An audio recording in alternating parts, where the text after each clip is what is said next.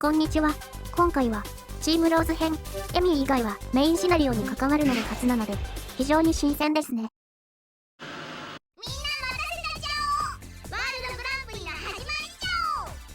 会場は早くも熱気ムンムン、最高潮にヒートアップしてるちゃお。実況は僕おもちゃお。よろしくちゃお。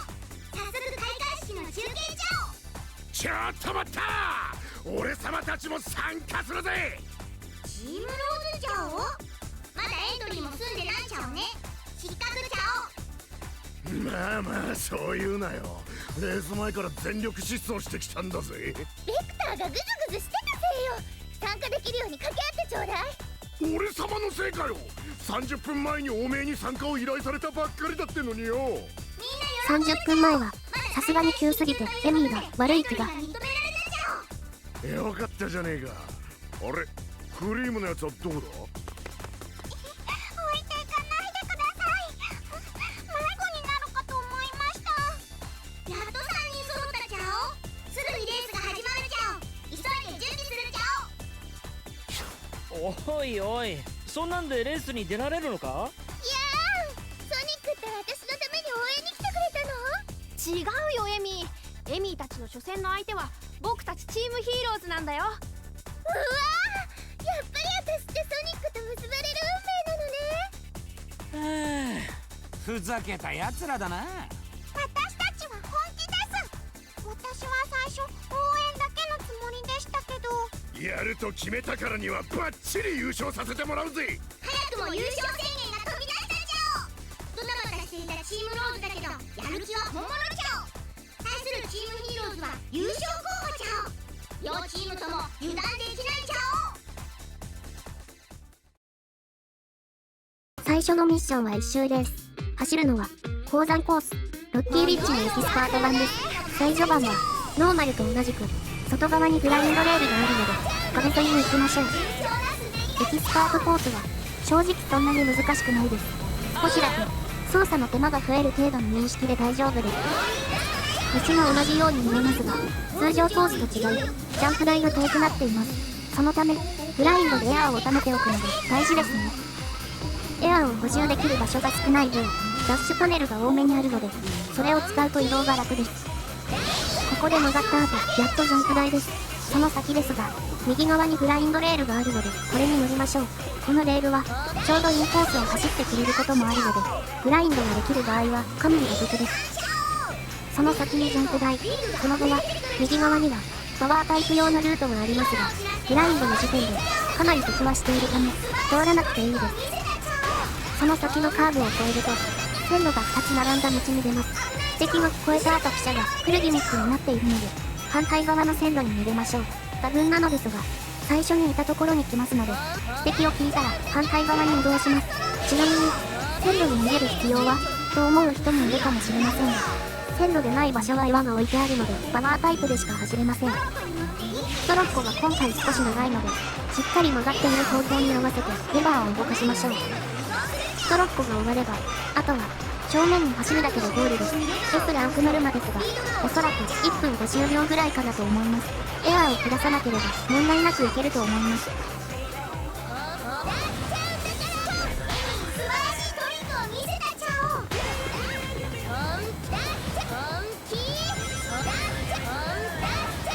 負けないんだから更新ちゃお。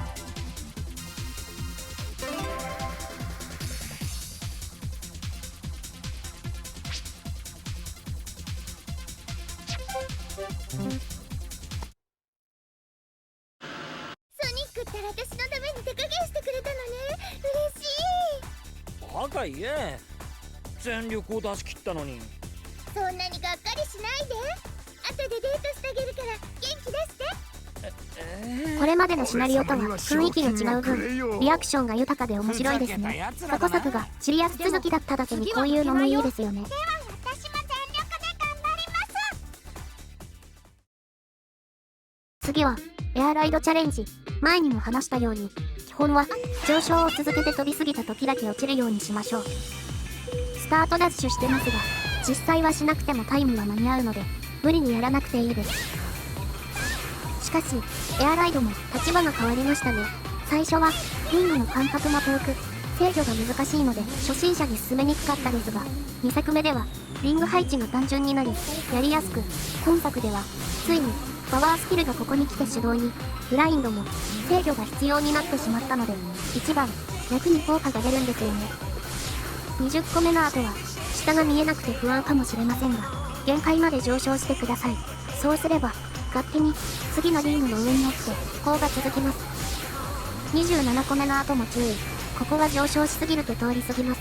ちょっと上かなぐらいの位置に来たら落ち始めましょう。あとはカーブを曲がればゴールです。見ての通りタイムは1分ぐらい余るので、スタートダッシュは関係ありませんでした。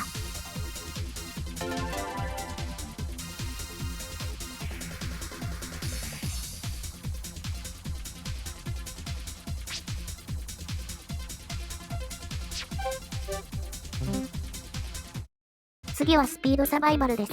バイクが初登場ですね。詳しくは説明書とかでわかるのですが、本姿勢は両手を前に出して、前のボブスレーの時みたいに曲がりたい方の手を下げましょう。ゲーム内では体を傾けると曲がると説明がありますが、手の位置で判定しているだけなので、体は傾けないでください。バイクギアは曲がるのがボードに比べて遅く、減速しやすいです。また最終的なスピードがちょっと出にくいので、制限を下回らないように注意。前傾姿勢での加速は必須級ですね。体が横を向くとブレーキになってしまうので、体の向きは注意してください。ジャンプ台で飛んだら早めに左に曲がりましょう。ダッシュパネルを踏めれば安心です。その先の壁はハーフパイプ状になっていますが、これは突っ込めば速度はそのままに勝手に方向転換してくれるので、トリックとかはしなくていいです。ジャンプ台の先ですが、ダッシュパネルに乗ってその先のカーブは外側にダッシュパネルがあるので、それに乗りましょう。実はバイクギアにはデフォルトでパワースキルがついているため、右の岩を壊して別のルートにも行けますが、ダッシュパネルがなく岩を壊し損ねた時点で失敗なのでかなりハードです。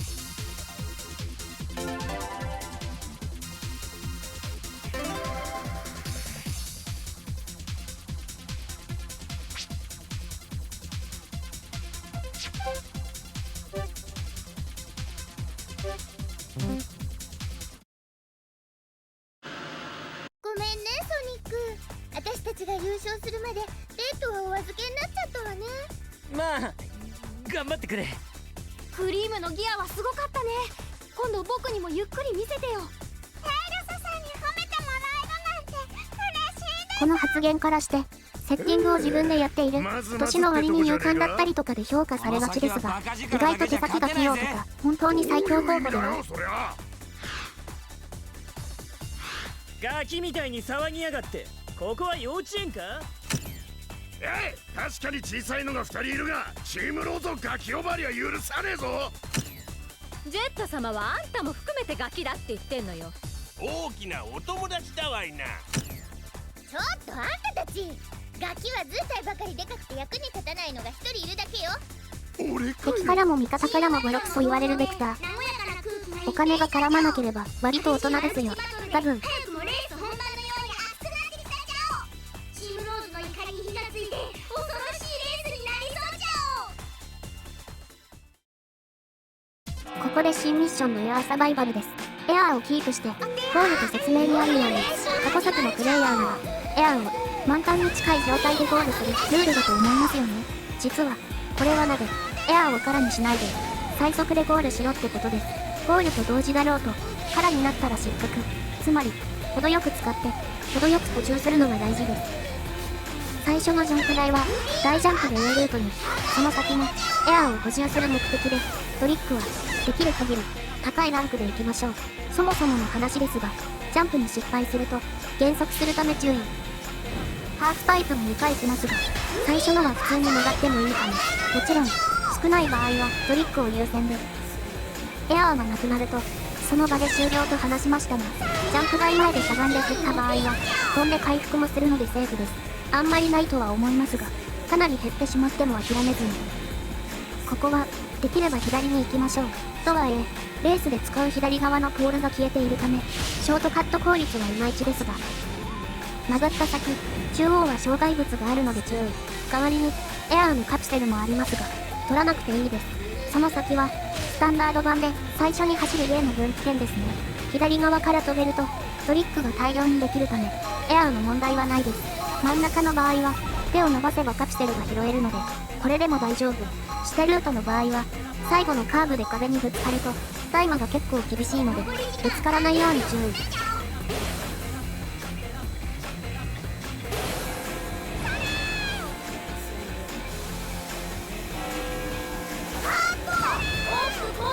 S ランクは残り15秒以上だった気がします。最後のジャンプ失敗によりエアーの節約が必須となってしまい結構ギリギリになってしまいました。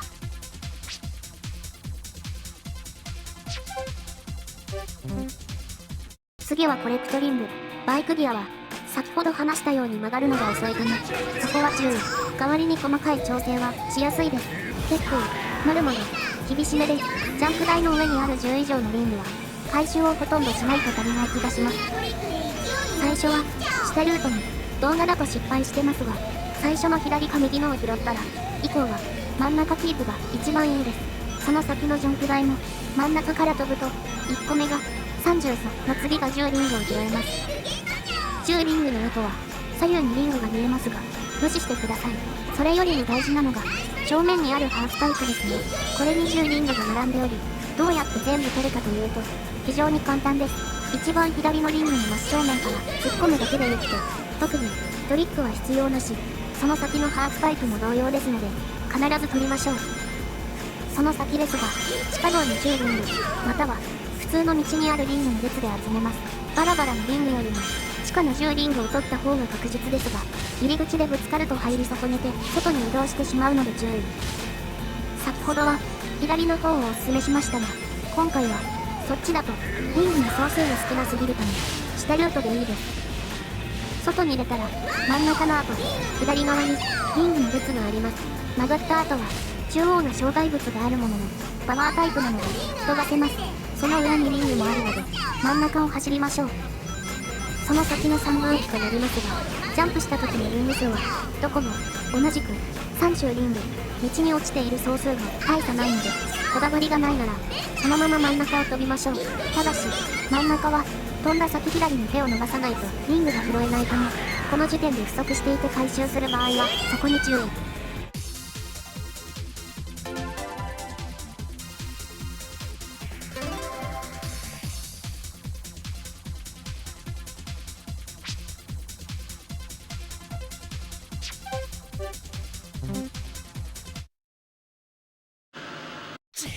素人だと思って甘く見たぜ。いつも自信満々な感じなのでこれは面白いですね。弱気になるんじゃないよ。勝負はこれからです。ジェット様気持ちを切り替えましょう。札束の山が目に浮かぶぜ。おい約束通り俺様が半分残りがおめえらの分だぜ。まだレースは終わっていないのに気が早すぎです。あんたの頑張り次第だからね。しっかり頼むわよ。あれ買ってこれ食ってまだまだお釣りが来るぜ。よっしゃー。夢を見るのも今のうちだぜ。思い知らせてやりましょうジェット様。バビロン盗賊団の底力見せてやるわいな。ということで1周レースですね。これまで解説した時に話したようにレース用だと細かいギミックの配置が結構あります。最初は A ルートで行きます。リングを集めるのは難しいので拾わなくても問題ないです。その先のジャンプ台ですがどうせ速度的にどこの列にいても同じ量のリングしか拾えないためどこから飛んでもいいです。この先ですがハーフパイプでミスするか普通に曲がります。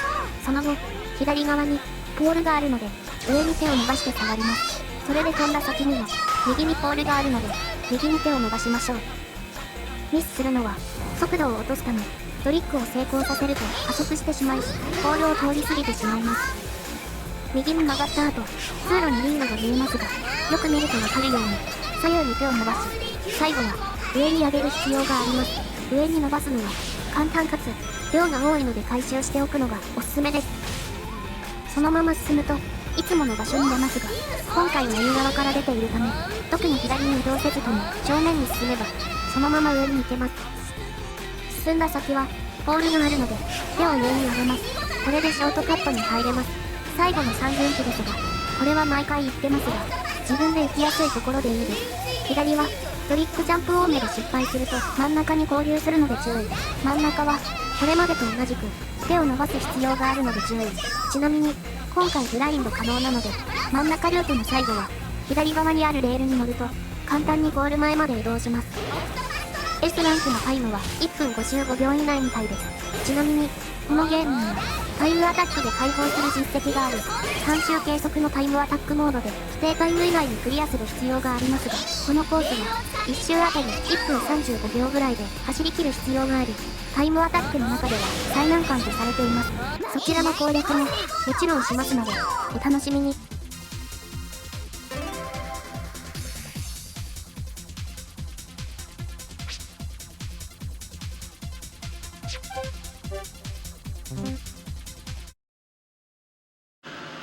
どうなってやがる。運が悪かったとしか言えません。隙がなかったとも言えるわいな。同じことでしょ。すごかったちゃお。僕もびっくりの大勝利ちゃお。この番組までがグランプリの面白いところちゃお。ソニック見てる？愛の力で勝っちゃった。もう賞金はすぐそこだ。なんとか今夜は飯抜きにならずに済みそうだぜ。ママ、私頑張ってます。凄まじいカメラアピールだったちゃお。チームローズはまだまだ元気ちゃお。でもまだヒーローインタビューには早いちゃお。まるでお祭り騒ぎだな。いいじゃない。どうせ手ぶらで帰ることになるんだから好きなだけ言わせてあげましょ。チームローズとチームダークというのも珍しいですね。クロスワールドって結構掛け合いのパターン豊富ですが、今作のストーリーにちなんだネタがあったりするんでしょうかね。どっちが勝ってもおかしくなさそうちゃお。会場はますますヒートアップちゃお。一番賑やかなのは僕かもしれないちゃお。パワースキルチャレンジです。今回は1箇所を除いては狭い通路に連続で岩が置いてあるため、パンチが遅れる以外の理由で壊し損ねることはほとんどありません。ただダッシュパネルの先とかにも多くてミスしやすいのは注意。ハーフパイプとかもそのまま踏むだけで問題ないですが、制限時間は今までと違いちゃんと仕事してるので減速行為だけはやめましょう。何もない区間はブーストもかけたいですね。そういえばバイクのトリックと注意点について話してなかったので、ここでしゃがみの状態にするには手を下に下げます。膝を曲げる必要はないので注意。逆に膝を動かすとキックと誤認されてブーストがかかります。飛ぶ際には手を上に移動させてその勢いで反転するのですが、この時膝が曲がっていて伸ばしてしまいますとブーストが優先されトリックは最低ランク扱いになるので、意地でも足を動かさないようにしましょう。その性質上足と腰を使わないため、慣れると手の簡単な動きしかなく音を立てずにプレイできます。本作は体の負担が大きいことや騒音問題で長時間遊べないというのも多いですが、バイクに限れば実はそのあたりの問題は解決します。ブーストが誤認されやすいのも言い換えれば、足はちょっと動かすだけでブーストできるってことですからね。最後の4つが注意。橋の上は問題ないですが、その先の通路が広く途中で逸れてしまわないように瓦礫は正面に置いてあるので手を動かさなければ問題ないですが、今度は制限時間が迫ってくるので壊したらすぐに右に移動すべきですね。今日はついてるぜ。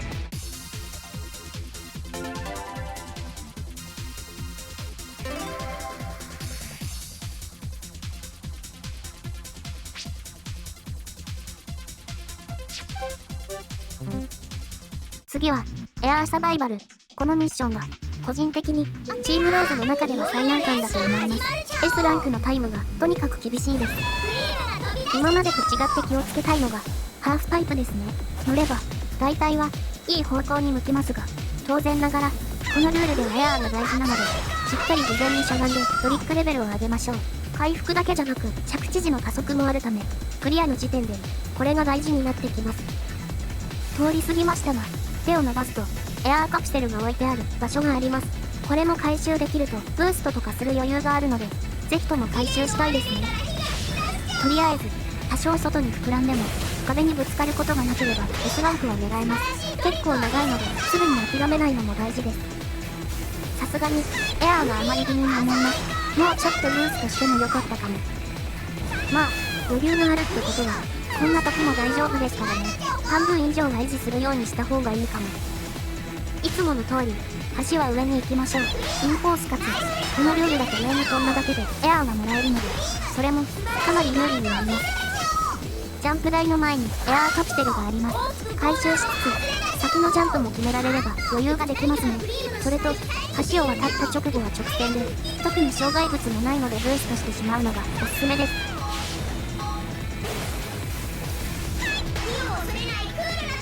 初の X トリック、ここは出やすい気がします。最後は長いカーブとなるので体を左に向けて倒し続けましょう。ダッシュパネルの近くに来たらブースト。 S ランクは残りが20秒以上だと思うので急いでください。少なくとも18秒が A ランクでした。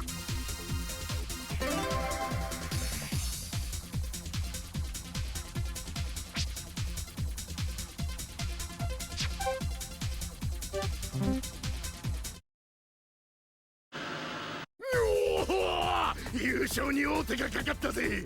これであいつに借りた金を返してあそこに払ってない金を払って。ちょっとあんた、今はそんなこと考えてる場合じゃないでしょ。レースに集中してください。俺様は金のこと考えてる方が頭が冴えるし、ある意味ソニックを追いかけている時のエミーみたいな、こう見ると似た者同士かもしれません。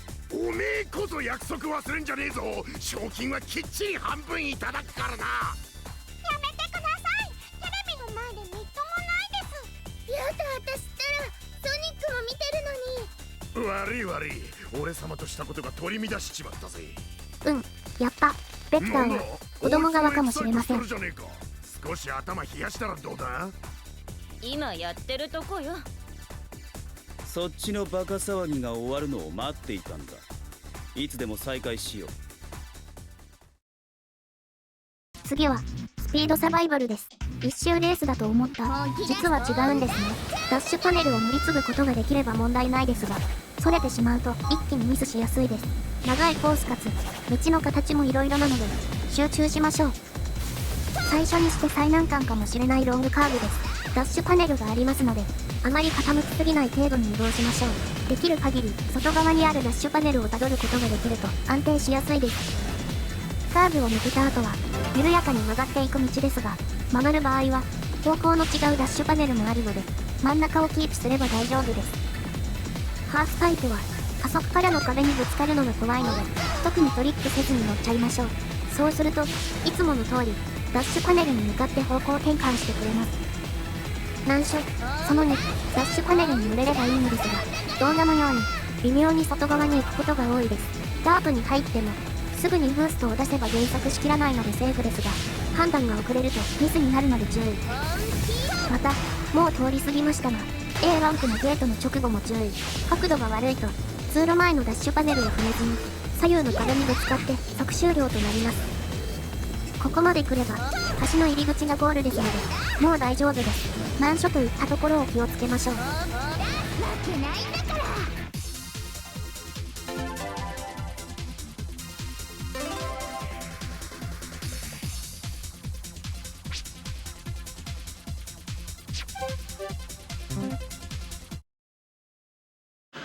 俺様たちの勝ちだよな。チームローズの優勝だよな。どうなんだよおい。もうすぐ結果発表じゃお。少し待ってほしいじゃお。待ち遠しいわね。ロボットさん大丈夫ですか。なんだそいつ、ぶっ壊れてるじゃねえか。しょうがないやつだ。しょうがないとはなんだ。失格だと失格。ちょっとベクター、レまあースは私たちがソニックやチェットほどの勝負好きではないとは思うんですが、そこは相手が不完全なら気にかけるソニックを見習ってください。レースは無効じゃお。チームローズはお気の毒じゃそりゃねえだろおい。お。もう勘弁してよ。私たちの優勝はなしですか。ルールによってもう一度残ったメンバーで優勝決定戦をやり直しすることになるちゃお。くしゃお、俺様たちが勝ってたのに。あんたが余計なこと言ったからでしょ。うるせえやい。もう一度勝ちゃいいんだろう。勝ちゃ。ずいぶん簡単に言ってくれるわね。足手まといがいなくなった分次は本気でやらせてもらう。ルールがわからないですがチーム内から1位が出れば勝ちって場合なら、少ない側が普通に不利では。激しいレースを見ることができてラッキーちゃお。でも優勝決定戦というより5人のバトルが始まりそうな勢いちゃお。すごいことになりそうちゃお。ということで、最後は、やっぱり、3周レース。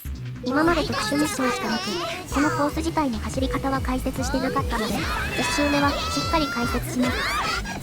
最初のハーフパイプを抜けたら、3分岐となります。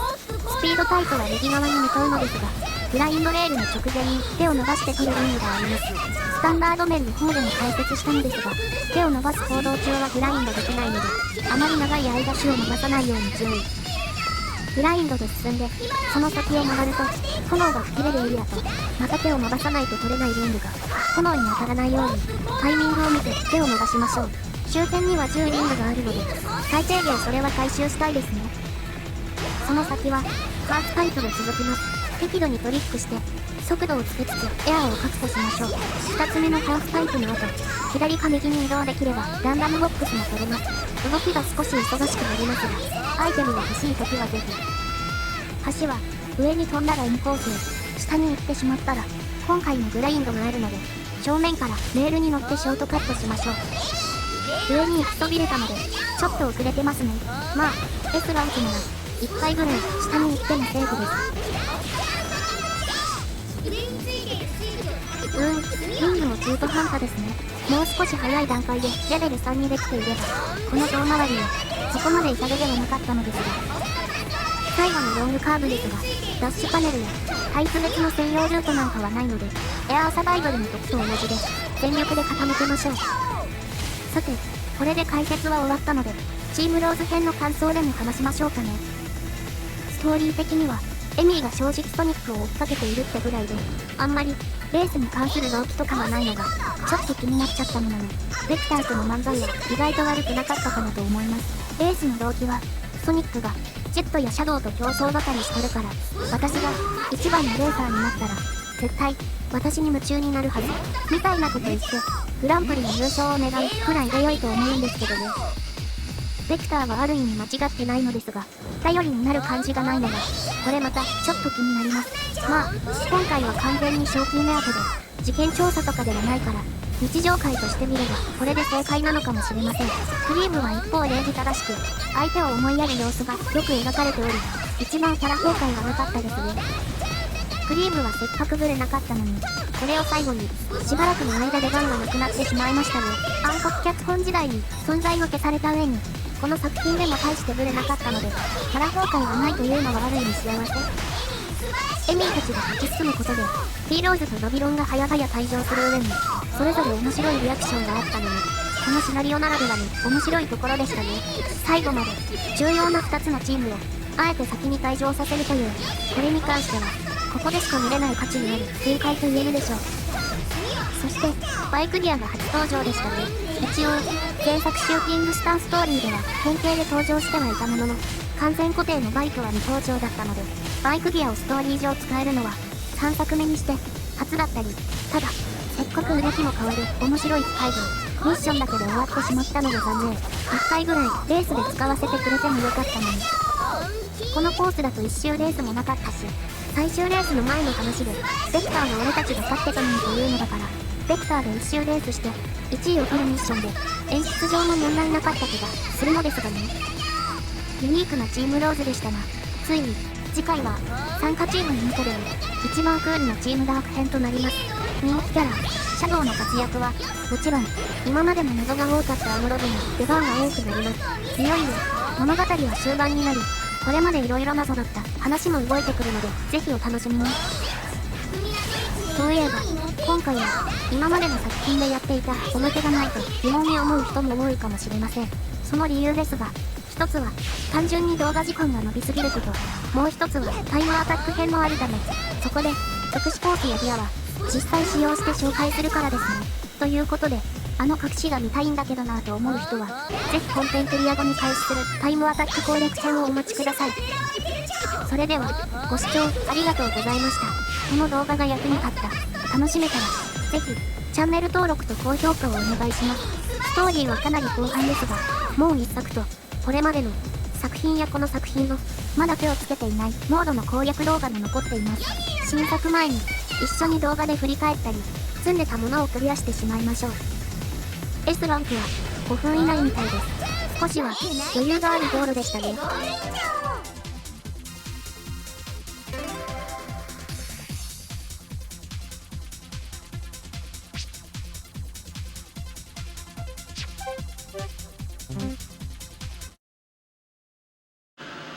今度こそ間違いないよな。チームローズの優勝だよな。早く発表してくれよ。おい、おめでとうじゃお。今度こそ本当にチームローズの優勝じゃお。文句なしの勝利だったじゃお。よっしゃー、賞金いただきだぜ。この喜びを一番にソニックに伝えたいです。ママ、チーズ、私やりました。いくらか不明ですが、ベクターその賞金で借金返すだけでなくならない？大丈夫。もういいじゃないの。早くソニックに中継しなさいよ。なんだ。ソニック、優勝したわよ。